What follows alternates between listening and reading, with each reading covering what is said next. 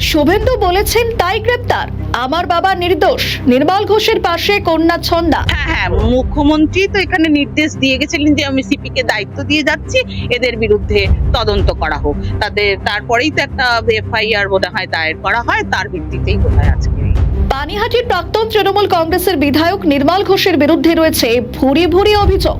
পানিহাটির বাসিন্দারা রীতিমতো বিরক্ত নির্মল ঘোষকে নিয়ে। আর আর্যিকর কাণ্ড নির্মল ঘোষের নাম সামনে আসতেই শুধু পানিহাটির বাসিন্দারা নয়, পানিহাটির বাসিন্দাদের সঙ্গে গোটা রাজ্যের মানুষ নির্মল ঘোষ নাম শুনলেই ক্ষোভ প্রকাশ করতেন। দেখুন, প্রত্যেকেই নির্মল ঘোষের কর্মকাণ্ডের জন্য বিরক্ত হলেও ছেলেমেয়েরা তো সবসময় বাবার সঙ্গেই থাকবে, আর সেটাই স্বাভাবিক। নির্মল ঘোষের বাবার নির্মল ঘোষের পাশে থেকে ছন্দা ঘোষ বিস্ফোরক মন্তব্য করে বলেছেন, মুখ্যমন্ত্রী বলেছেন তাই গ্রেপ্তার করা হয়েছে। নির্মলের গ্রেপ্তারের পিছনে রাজনৈতিক ষড়যন্ত্র দেখছেন মেয়ে। আরজিকর কাণ্ডের ফাইল খুলতেই একের পর এক চাঞ্চল্যকর তথ্য সামনে আসছিল। সিবিআইর আধিকারিকরা নতুন করে কেস হাতে নিয়ে পানিহাটি শ্মশান থেকে শুরু করে আরজিকর কলেজ হাসপাতালে তথ্য জোগাড় করতে গিয়েছিলেন।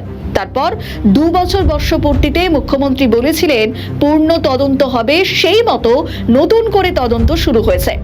নতুন করে তদন্ত শুরু হবার একদিনের মধ্যেই নির্মল ঘোষকে গ্রেপ্তার করা হয়েছে। এফআইআরে অভিযোগ রয়েছে নির্মল ঘোষ, সোমনাথ দে, সঞ্জীব মুখোপাধ্যায় দায়িত্ব নিয়ে তথ্য প্রমাণ লোপাট করেছেন। জোর করে সৎকার করেছিলেন অভয়ার। নির্মল গ্রেপ্তার হবার পর মেয়ে ছন্দা ঘোষকে সাফাই দিয়েছেন, একবার শোনায়। না, ওইটা আর আগের দুখানা মামলা ছিল। ওই একটা কি লটারির মামলা ছিল, আর একটা কোন একটা ওই বিল্ডিং এর কি ডেমোলিশনের কি একটা মামলা ছিল। ওরমই দুটো মামলা ছিল আমরা যতটা জানি। আর এই নতুন এটা তো ওটার কথা তো উল্লেখ দেখছি না, শুনছি তো যে অভয়ার ওই মামলার জন্যই না। তৃণমূল কংগ্রেস হেরে যাবার পর নির্মল ছেলে বেপাত্তা। কোথায় ছিলেন বাবা, কি বলেছেন মেয়ে ছন্দা ঘোষ, শোনাবো আপনাদের।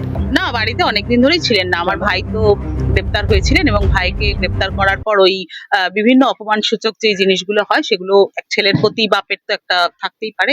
সেই একটা মানে দুঃখে বলুন, কষ্টেই বলুন, অনেকদিন ধরেই বাড়ি চলে গেছে। বাইরে আমার বাবা বাইরে বের চলে গিয়েছিলেন। ভাই গ্রেপ্তারি হওয়ার পরে মানে আমি জানতাম না কোথায় ছিল। আমাকে বহুবার জিজ্ঞেস করা হয়েছে, আমাদের সঙ্গে সম্পূর্ণ যোগাযোগ বিচ্ছিন্ন করে। পানিহাটির প্রাক্তন তৃণমূল কংগ্রেসের বিধায়ক এই মুহূর্তে বিভিন্ন মামলায় জর্জরিত। তার নাম এখন প্রতিদিনই খবরের শিরোনামে। তবুও আইনের ওপর আস্থা রেখে নির্মলের মেয়ে কি বলেছেন শোনাবো। আইনের পথে চলবে, বিচারের পথে যাবে। আমাদেরও আইনের পুলিশ প্রশাসন, আইন এবং মুখ্যমন্ত্রীর উপর আমাদেরও যথেষ্ট ভরসা আছে। সিবিআই এর কোনো মতে ভরসা আছে, তারা সঠিক বিচার করবে। ভুল বিচারে তো কারোর শাস্তি হতে পারে না। হ্যাঁ, ভুল বিচারের আগে দোষী সাব্যস্ত হওয়ার আগে এখন মিডিয়া সব জায়গাতে কাউকে দোষী সাব্যস্ত করে দেয়, পার্টি কাউকে দোষী সাব্যস্ত করে, কিন্তু সেটা তো কথা নয়। দেশের আইন আছে, কানুন আছে, মাননীয় মুখ্যমন্ত্রী আছেন, আমাদের এখানে বিধায়িকা আছেন, আমাদের এখানে পুরো এলাকাবাসী আছে। সবার কাছে মানে আমরা তো আশাবাদী যে সঠিকটা সঠিক হবে। আরজিকরে নির্যাতিতার দেহ দ্রুত সৎকার করে দেওয়ার অভিযোগে নাম জড়িয়েছে নির্মলের। আর সেই অভিযোগ মানতে নারাজ তার কন্যা।